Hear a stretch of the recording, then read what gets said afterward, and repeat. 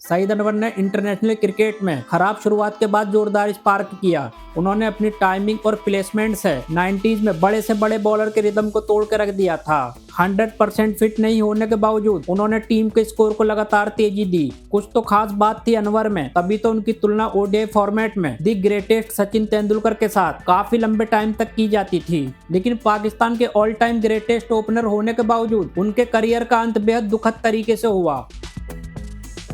Saeed Anwar 90s के सबसे stylish batsman में से एक थे। Benson and hedges world series से अपना इंटरनेशनल करियर शुरू करने वाले अनवर ने खराब शुरुआत के बाद गुजरावाला की टफ प्लेइंग कंडीशन में 42 नॉट आउट की इनिंग खेलकर खुद को प्रूव किया। यह वही मैच था जिसमें सचिन तेंदुलकर ने अपने ओडीआई करियर की शुरुआत की थी और भारत सिर्फ 88 रनों के टारगेट को भी चेस नहीं कर पाया था। एक बार लय पकड़ने के बाद उन्होंने दोनों फॉर्मेट में कंसिस्टेंसी स्कोर किए। जल्द ही अनवर अपने टाइम के फाइनेस्ट लेफ्ट हैंडर्स में से एक बन गए थे। खासकर लिमिटेड ओवर क्रिकेट में उस एरा में उनको टक्कर देने वाले बहुत कम ही प्लेयर थे। उनसे पहले पाकिस्तान का शायद ही कोई ऐसा ओपनर आया हो जो अनवर के जैसा टेम्परामेंट और कंसिस्टेंसी दिखा पाया था। 1993 में 3 ओडीआई 100 लगाकर उन्होंने शारजा में पेप्सी चैंपियंस ट्रॉफी में भारी तबाही मचा दी थी। अनवर ओपनिंग स्लॉट के लिए सेलेक्टर्स की फर्स्ट चॉइस बन गए थे। 90s एरा में वो एक हाई क्लास बैट्समैन थे। इवन उनकी तुलना ओडीआई फॉर्मेट में सचिन तेंदुलकर से खूब की जाती थी और काफी हद तक अनवर और तेंदुलकर में कड़ा मुकाबला भी देखा गया था। लेकिन बाद में तेंदुलकर ने अनवर को बहुत पीछे छोड़ दिया था। सईद अनवर इतने मजबूत बैट्समैन थे कि 100% फिट नहीं होने के बावजूद उनका नाम प्लेइंग 11 में डाल दिया जाता था, जिसकी वजह से थोड़ी सी बैटिंग करने के बाद ही वो बहुत थके थके से नजर आते थे। इसीलिए वो जब भी बैटिंग करते तब अक्सर बैटिंग साइड से पिच पर 2 नहीं बल्कि 3 प्लेयर्स होते थे, क्योंकि ज्यादातर ऐसा ही होता कि बैटिंग करते समय वो इतने थक जाते कि हाथ के इशारे से कभी वो रनर मंगवाते तो कभी पानी। इवन ज्यादा दर्द होने पर वो अपनी थाई में पंच भी मारने लगते थे। इसके बारे में खुद उनके कैप्टन वसीम अकरम ने कई मौकों पर बताया था। लेकिन अनफिट होने के बावजूद अनवर रिटायर नहीं होते बल्कि टीम के लिए बड़े स्कोर करते रहते, जिसकी सबसे बड़ी मिसाल 1997 पेप्सी इंडिपेंडेंस कप में देखने को मिली थी। अनवर ने चेपक में हैवी ह्यूमिडिटी होने के बावजूद भारत के खिलाफ 194 रन की इनिंग खेली, जो कि उस टाइम ओडीआई में हाईएस्ट इंडिविजुअल स्कोर का रिकॉर्ड था। यह इंडियन सॉइल पर किसी भी पाकिस्तानी बैट्समैन का पहला ओडीआई 100 भी था। उनकी इस रिकॉर्ड इनिंग में शाहिद अफरीदी सिर्फ भागते ही रहे, क्योंकि इनिंग के 19th ओवर में ही अनवर के रनर के तौर पर अफरीदी ग्राउंड में आ गए थे। चेन्नई की हीट में अनवर इतने थक गए थे कि इंडियन बैटिंग के समय उनकी जगह मोहम्मद वसीम को सब्स्टिट्यूट बनाया गया था। यह सिर्फ इकलौती मिसाल नहीं थी, इसके अलावा भी बहुत बार ऐसा हुआ जब इस पाकिस्तानी ओपनर ने रनर के साथ अपने स्कोर को आगे खींचा था। फिट नहीं होने के बावजूद भी उस एरा में उन्होंने बड़े से बड़े बॉलर को डोमिनेट करके रखा हुआ था। इसीलिए सेलेक्टर्स ने उन पर लॉन्गेस्ट फॉर्मेट में कम ही दाव लगाया था। उन्होंने ओडीआई के मुकाबले बहुत ही कम टेस्ट मैचेस खेले थे। सईद अनवर ने आमिर सोहेल के साथ एक बेहतरीन ओपनिंग जोड़ी बनाई, जिन्होंने कई मौकों पर पाकिस्तान के स्कोर को रॉकेट की स्पीड से आगे बढ़ाया था। उस समय पाकिस्तान का बैटिंग लाइनअप बेहद सॉलिड नजर आता था, क्योंकि इन दोनों ओपनर के बाद मिडिल ऑर्डर में एजाज, इंजमाम और सलीम मलिक जैसे बैट्समैन थे, जो किसी भी बॉलिंग अटैक को कुचलने का मादा रखते थे।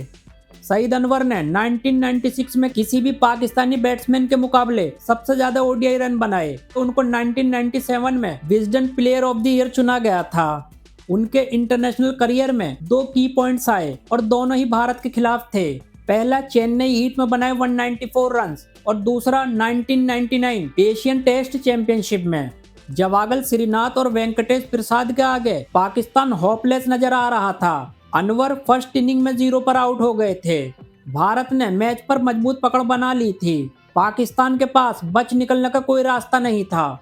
ऐसे में अनवर ने अपने career best 188 not out score करते हुए अपने बॉलर्स को एक डिफेंडेबल टारगेट देने में हेल्प की, जिसके बाद ही पाकिस्तान को ईडन गार्डन्स में एक हिस्टोरिकल जीत मिल पाई थी।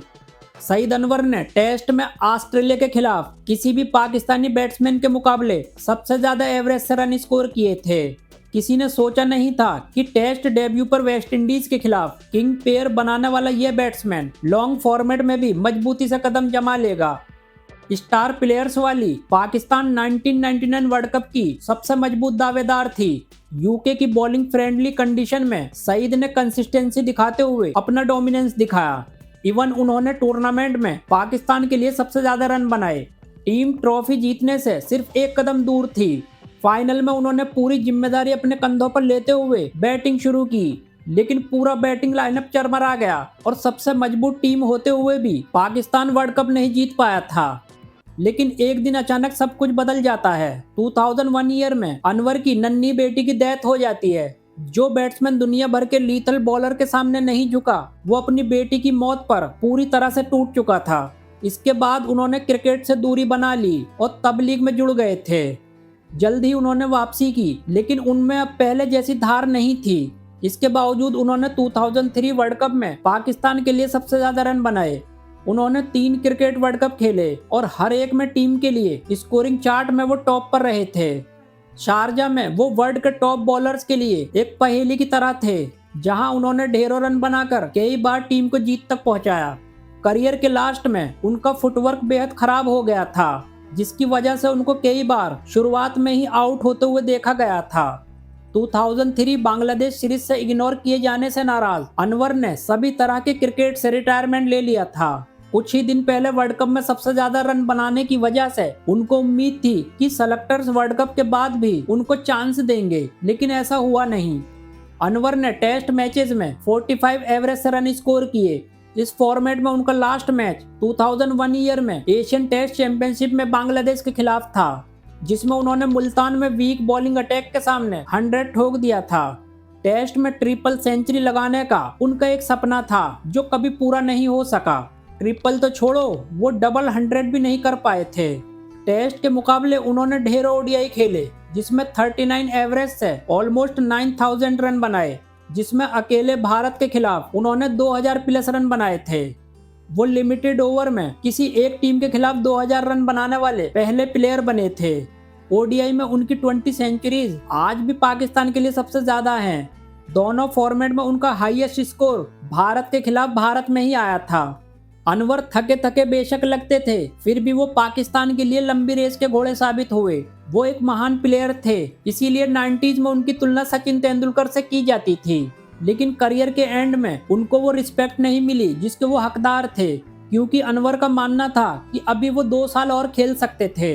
गाइस, सईद अनवर के इंटरनेशनल करियर को देखते हुए आप उनको कितनी रेटिंग देते हो, ये हमें जरूर बताएं।